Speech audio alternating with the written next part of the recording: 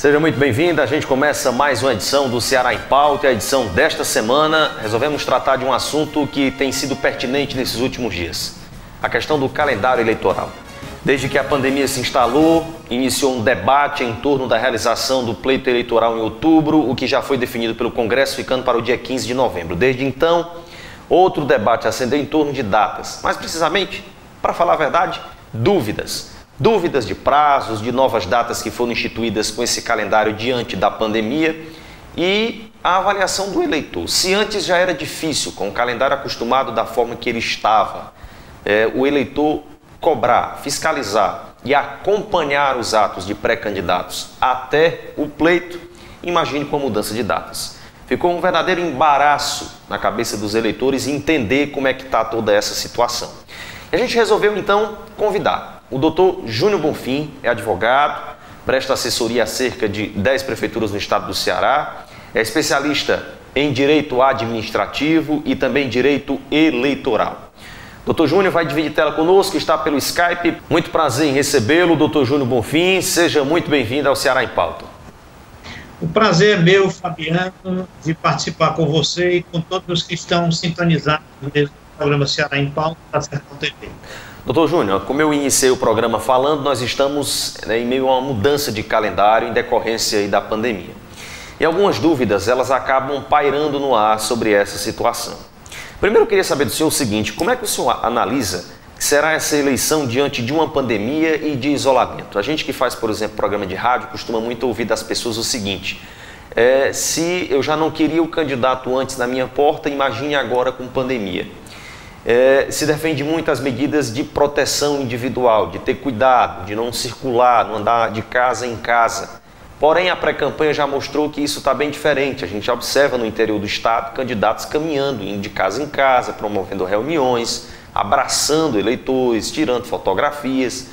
E isso, ao que indica, a pandemia não vai mudar muito a realidade de visitas. Mas, na opinião do senhor, como é que o senhor analisa que vai ser e está sendo essa pré-campanha diante não só da pandemia, mas do isolamento domiciliar em si e social? Meu caro Fabiano, eu acho que esse tema é realmente delicado.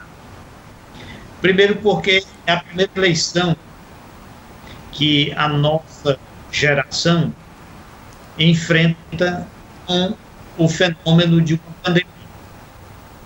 Embora as pandemias não sejam inéditas na história da humanidade, nós temos mais de um século que não vivíamos um surto viral das proporções que a gente está vivendo no atual momento. Pra você ter uma ideia, no século XVII, nós tivemos a chamada peste negra, que foi um fenômeno similar ao atual. A humanidade foi acometida por aquela epidemia que exigiu uma severa quarentena.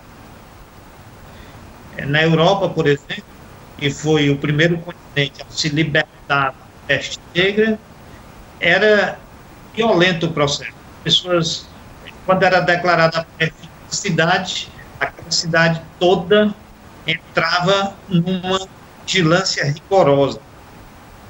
Cada rua era monitorada por um síndico, uma espécie de síndico, de coordenador, que trancava as portas das casas e ficava com as chaves.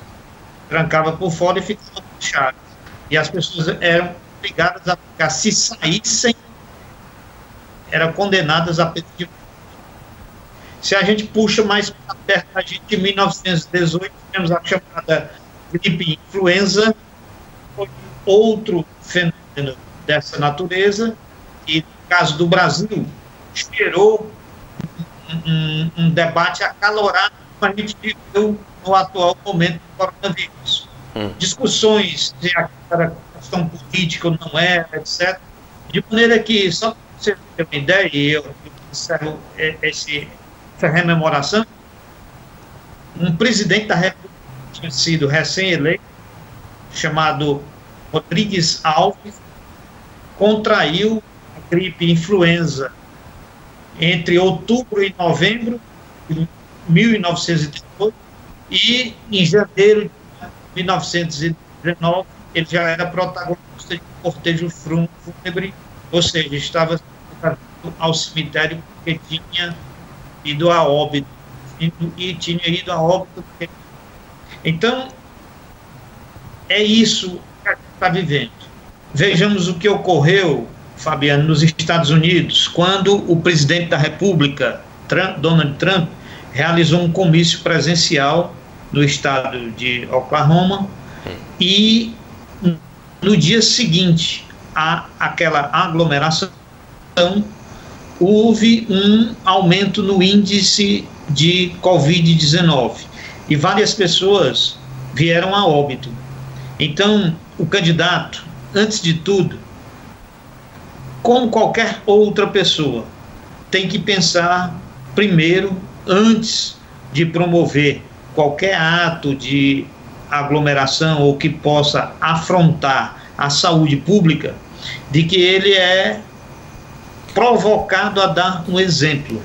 Então, é fundamental que nesse momento de pandemia, todos, e sobretudo os líderes, aqueles que pilotam as campanhas, devem fazer esse exame de consciência e tentar desenhar um projeto de campanha que possa respeitar os protocolos de saúde. E outra coisa, doutor Júnior, é por aí também que a gente começa a tirar o nível de responsabilidade do pré-candidato, né? A responsabilidade e o compromisso com o respeito às medidas sanitárias, a responsabilidade social com a saúde pública.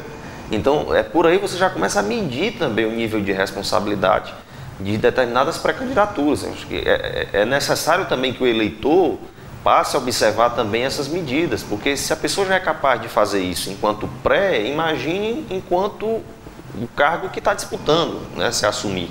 Eu acho que até isso também a nível de consciência mesmo, a nível de avaliação por parte do eleitorado, né? Venhamos e convenhamos. Exatamente. Doutor Júnior, o que é que na realidade pode e não pode em meio a uma pré-campanha? Na verdade, esse é um fenômeno de certa forma recente. A pré-campanha é algo novo no processo eleitoral brasileiro. Antes nós não tínhamos esse fenômeno regulamentado. Agora nós temos na lei uma autorização expressa para a prática de determinados atos durante esse período de pré-campanha. O que é a pré-campanha? O que é que configura essa pré-campanha? O que é que a gente pode dizer é pré-campanha, né? Como é que o eleitor pode identificar de fato? Pré-campanha é exatamente o período anterior à campanha. Quando começa a campanha? A campanha começa a partir do último dia em que a Justiça Eleitoral estabelece como prazo para registro das candidaturas. Após o último dia, o dia seguinte, já se podem dar início, os candidatos já podem dar início aos atos de campanha propriamente dito. Então, todos os atos anteriores a esse período são chamados atos de pré-campanha. E o que é que pode fazer nesse período? O pré-candidato pode mencionar que a sua pretensa candidatura, fazer menção à sua pretensa candidatura. Dizer que eu sou pré-candidato, né? Ele pode dizer isso. Como? Eu sou pré-candidato. Pode dizer, eu sou pré-candidato, ele pode dizer. Ele pode expor a sua biografia, dizer quem ele é, fazer até a exaltação das suas qualidades pessoais. Sim. Ele pode fazer.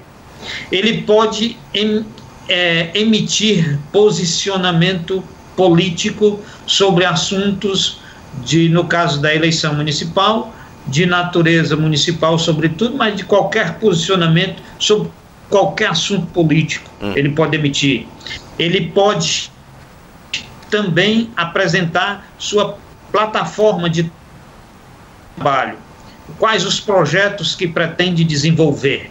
E isso tudo está permitido com participação, inclusive na internet, nas redes sociais, nas mídias sociais como um todo. Ele pode fazer uso delas para fazer esses atos que são permitidos pela legislação. Doutor Júnior, o senhor falando essa questão, eu lembrei de uma situação. Por exemplo, nós temos muitas lideranças, as chamados cabos eleitorais, aqueles que os políticos costumam fechar parceria na zona rural, em comunidades, em bairros.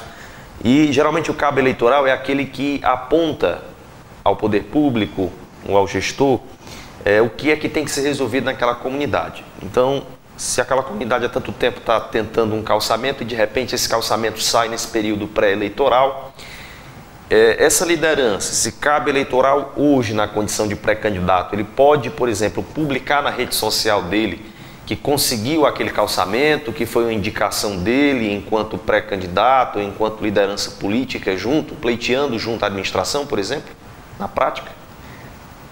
É muito sutil a questão e as pessoas têm que ter muito cuidado, porque se vê muito o chamado uso da máquina pública em favor de determinados pré-candidatos. E isso configura um ilícito. Essa é uma conduta vedada pela legislação, não é permitido. Então, o pré-candidato que é parlamentar, digamos, eu recebo muita ligação de vereador perguntando: eu posso divulgar meus atos parlamentares? Pode. O próprio artigo 36A da lei eleitoral diz expressamente que não configura propaganda eleitoral antecipada, portanto não é proibido que o parlamentar divulgue os atos parlamentares. Isso não é vedado. No entanto, alguns confundem, e nós já tivemos julgados em que houve inclusive cassação de mandato por conta de uso da máquina pública. O que as pessoas têm que ter na cabeça é uma regrinha simples. O princípio maior do direito eleitoral é o chamado princípio da paridade de armas. Traduzindo, se nós vamos ter um duelo, e o duelo eleitoral vai ser travado, se você tem dois contendores, duas pessoas que vão duelar, as armas que um tiver direito a usar, o outro também tem que ter direito a usar, certo? O que é que significa isso?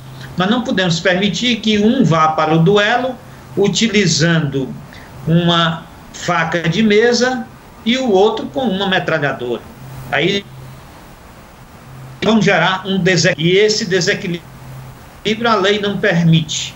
Então, tudo aquilo que gera desequilíbrio no pleito, a legislação eleitoral, a jurisprudência, a dicção dos tribunais eleitorais é muito clara. Isso deve ser censurado, deve ser proibido.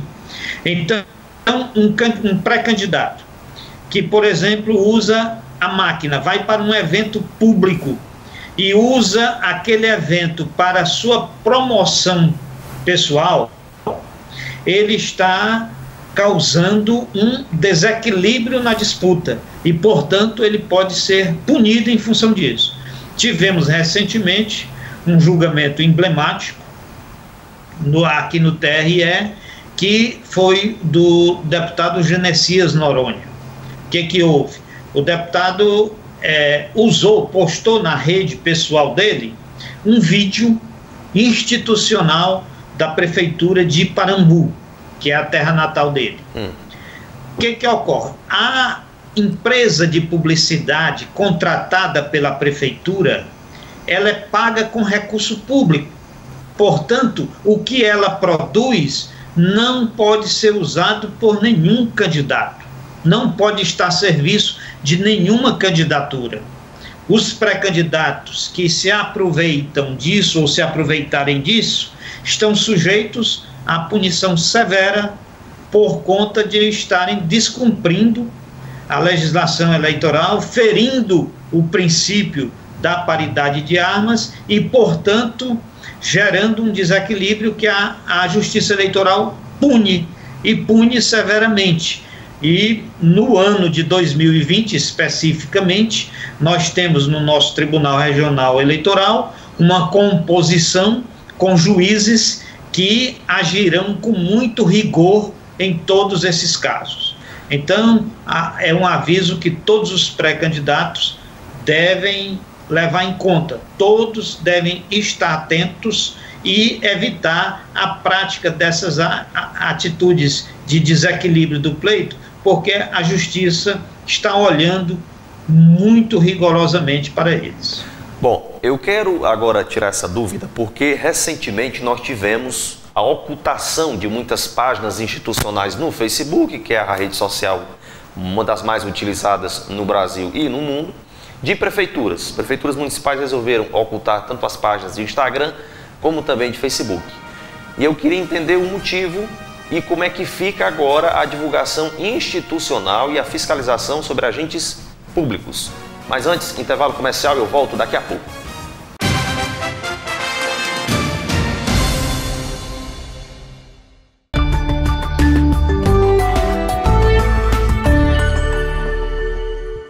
A Sertão TV chegou para alegrar a nossa gente. Oi, meus amores, tudo bem com vocês? Pra quem não me conhece, eu me chamo Jéssica Silva, sou maquiadora profissional aqui de Quixeramobim, também digital influencer, e eu quero convidar você para conhecer melhor a Sertão TV, que pra quem não sabe é a primeira TV aqui da nossa região, que te entrega vários canais incríveis para você curtir junto com a sua família, tá? E também tem uma super novidade, a Sertão TV agora tem um aplicativo próprio, que você vai poder ter acesso aonde quer que você esteja. Então não perde tempo, junte-se a nós e vem fazer parte da Sertão TV. Vamos contar nosso Ceará para todo o Nordeste. Sertão TV, feita para você.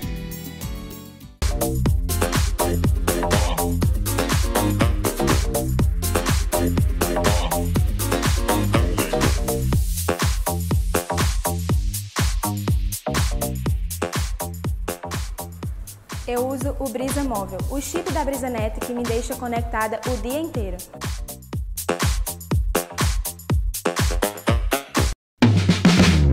Fazer nutrição em Quixeramobim com aulas práticas em laboratórios modernos já é uma realidade. Agora, uma das profissões mais desejadas do Brasil também está ao seu alcance. Faça direito na Unopar, Polo Quixeramobim. O curso foi autorizado pelo MEC com nota 4 numa escala de 1 a 5. O MEC já aprovou. Agora é a sua vez. Novo curso de Direito para você começar uma carreira de sucesso com a Unopar. Inscreva-se já e faça sua prova online. vestibulares.com.br/Unopar. Unopar Polo Quixeramobim. Rua Doutor Monteiro Filho, número 130, Centro.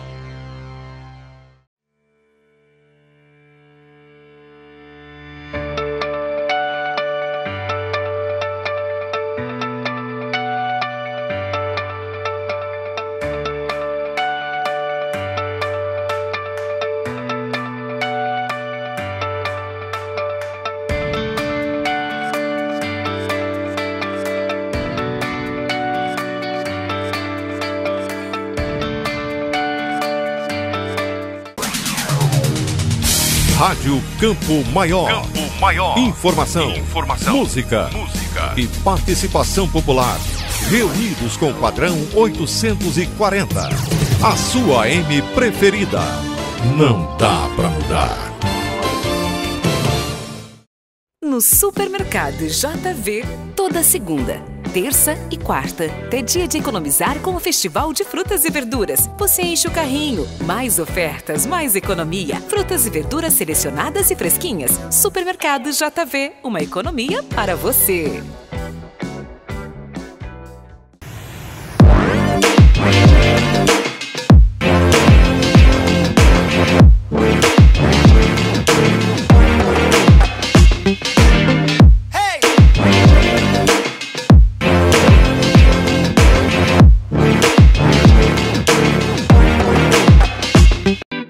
Na dúvida, não compartilhe. Sabe aquela notícia que você recebeu no grupo da família e ficou na dúvida se era verdade ou não? Pois é, a desinformação pode vir de todos os lados, mesmo de uma pessoa querida. Sempre desconfie de tudo que receber no celular e nas redes sociais. E também daquelas coisas que chegam pela internet e parecem estranhas demais para ser verdade. Você é responsável por tudo que compartilha. A informação falsa se alimenta dos compartilhamentos irresponsáveis. Se ninguém passa uma notícia duvidosa adiante, ela vai perdendo a força até morrer. Lembre-se, cabe a você decidir o que vai ou não compartilhar. Não seja mais um. Quebre correntes. Apoio Fundação Canudos.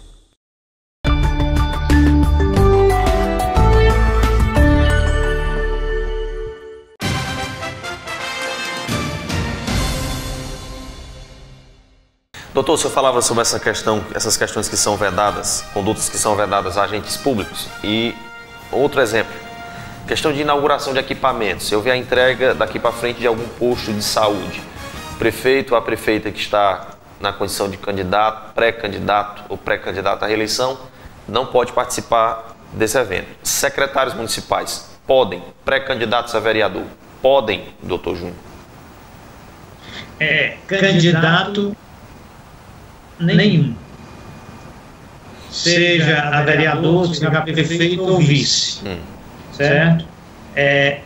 Demais agentes públicos que não sejam candidatos, todos estão autorizados a participar. Qualquer pessoa pode participar. O que se tem que ter cuidado é de que esses eventos não poderão ser utilizados para promoverem quem quer que seja, partido, coligação, candidato, etc., que vá enfrentar o pleito deste ano. De repente uma empresa quer um terreno, por exemplo, no município e precisa da liberação por parte do prefeito municipal para que se instale de forma urgente, um exemplo.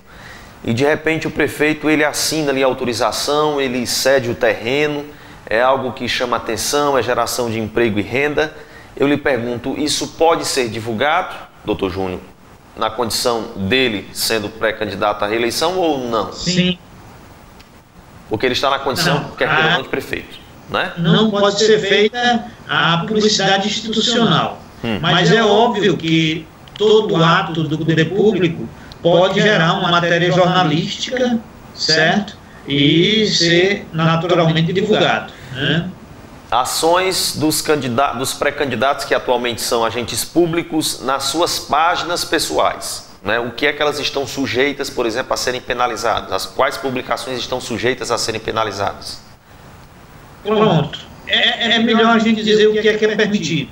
É permitido aquilo que eu falei no início. Ele fazia a menção à pré-candidatura, ele fazia a exaltação das suas qualidades pessoais, ele apresentar seus projetos e ele emitir um posicionamento político sobre qualquer assunto pertinente. Então, isso é permitido. Tudo mais fora disso pode ir para a zona movediça do que poderá ser proibido. Né? A celeridade, para a gente encerrando. Muita gente diz, mas não dá em nada. Mas se ganhar vai demorar muito tempo, daqui que casse o mandato. Qual a opinião do senhor, sinceramente, doutor Júnior, com relação a essas ações judiciais relacionadas à justiça eleitoral? O senhor acredita que vai ter de fato celeridade? Por exemplo, se comete um ato que é ilegal durante a pré-campanha e de repente aquele candidato consegue a eleição, é possível que ele consiga assumir o mandato, aquele processo ainda esteja rolando, como costuma dizer o nordestino popular, na justiça? Sim, depende de quando foi ajuizada a ação. Às vezes uma ação é ajuizada logo após o registro de candidatura e o efeito dela, se for antes da eleição, pode ser a cassação do registro.